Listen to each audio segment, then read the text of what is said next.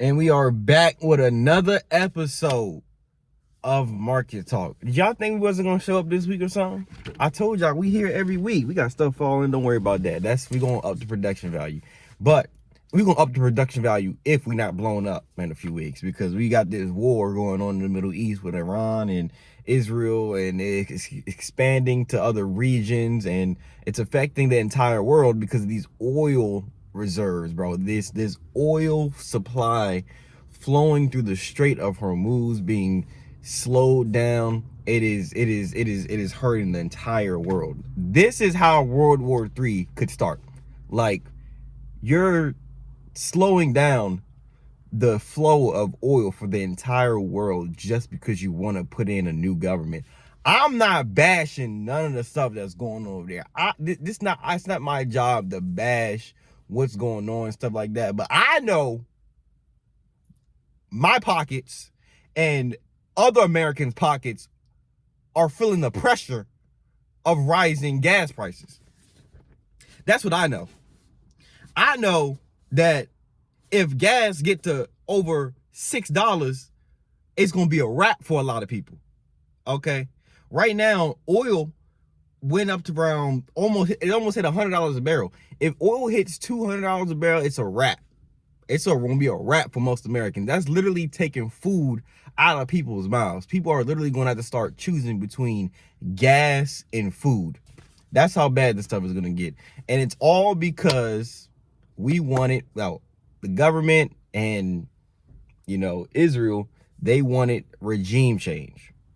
Because they don't want they don't want them to have a nuclear bomb, and they can't have these religious fanatics in the Middle East have a nuclear weapon because they may try to wipe them out.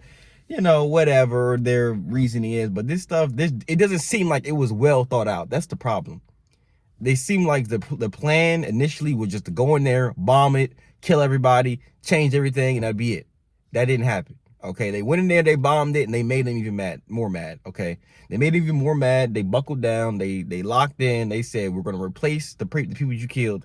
We're going to replace Ayatollah Khamenei with Ayatollah Khamenei. We're going to keep sending these drones. We're going to keep blowing stuff up, and we're going to close the Strait of Hormuz because we ain't backing down. So it's like now we're all feeling the pain of this. We're all feeling the pain. Okay, we all feeling the pain, and other nations that rely on Iran's oil, they feeling the pain too. So it ain't just America.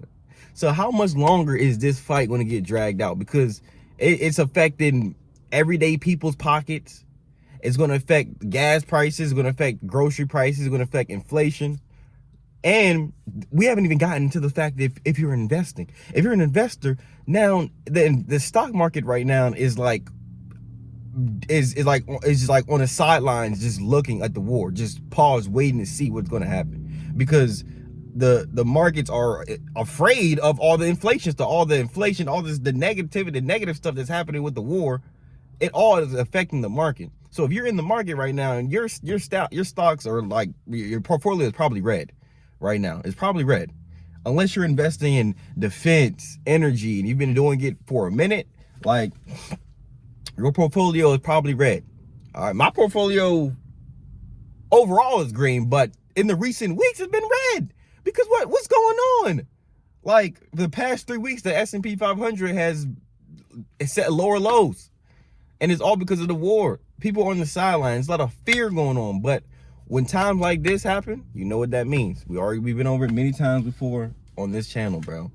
If you don't know what chaos means, you ain't been paying attention, bro. Chaos means opportunity. So with all this stuff going on right now, this is the time to be getting into the market, because when everything is fixed and everything is happy, that's when stuff is going to start running. If things get fixed and if things get happy, because we may have a nuclear holocaust before then. So who knows? But all eyes on the war. All eyes on the war. That's literally what it is right now. It's all eyes on the war, all eyes on the Strait of Hormuz, all eyes on Ayatollah Khamenei. I just like saying that. I don't know why. But anyway, it just doesn't seem like this whole thing was thought out. And then we bombed, I can't keep saying we because I didn't do nothing. They bombed a children's school, right? killed what, over 157 people, allegedly. And then the thing is, it was just like, oh my God, like the level of accountability from America is just like, yo, okay. So a Tomahawk missile hit a girls' school, or hit a child's school. Tomahawk missiles are made by the US and only really sold to NATO allies. Only a few handful of countries in the world even have access to Tomahawk missiles.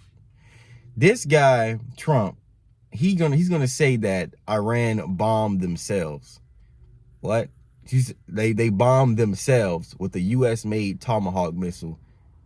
And that just so happened to be on the same day when the US and Israel launched hundreds of, if not thousands, of missile strikes on Iran. That same day. So Iran got a Tomahawk missile, aimed it at one of their schools, and blew it up. That's what you're telling me. That's what dude said. That's what Trump said initially. He was like, based on what I've seen, it was Iran. It was done by Iran. And then he's gonna say that, and then they asked Pete Hegseth, he talking about we're investigating it. Every single time they get asked about it, it's we're investigating it. We're investigating it. Or, you know, we don't know, or I don't know. We're investigating it. I don't know. They can't just say the US did hit that school. It was an accident. We will pay up for it, whatever. Like, just be accountable for it. You obviously did it. We're past the point of like, just take accountability for it. That's what I'm saying. The accountability, there's no accountability in this administration, bro. Like, when Trump posted the video of apes, of Barack Obama and Michelle Obama as apes, and then they all try to say it was the Lion King.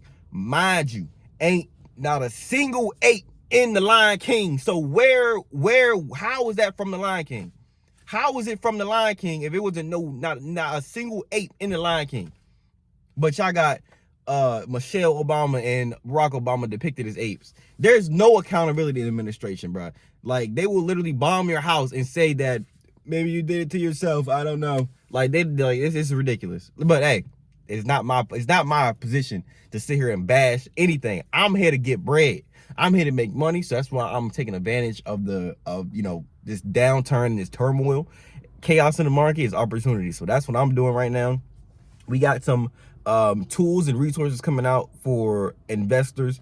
If you're a beginner investor, if you're trying to learn how to get into the markets, if you're hearing all this market talk and whatever it is, and you want to get into it and you want to learn the language of it, we got products and we got stuff coming out for you guys. And it's going to be a physical product you can hold in your hand. You can learn. You can use it for all ages. Now, this ain't no course. This ain't no ebook. It's none of that. All right. This is real physical, gear to help you out. So we're going to overcome this craziness together. All right. We're going to overcome this craziness together, and we're going to lock in together, because that's the only way out. Locking in together, because government don't care about us. Nobody cares about us. We got to save ourselves. Okay. It ain't like they don't have the money to help us all out. It ain't like the U.S. government is lacking the funds to correct things and get things done. They just don't care about us. They just don't care. So since they don't care about us, we got to lock in and save ourselves, okay? Save yourself. That's the message of the video. Peace.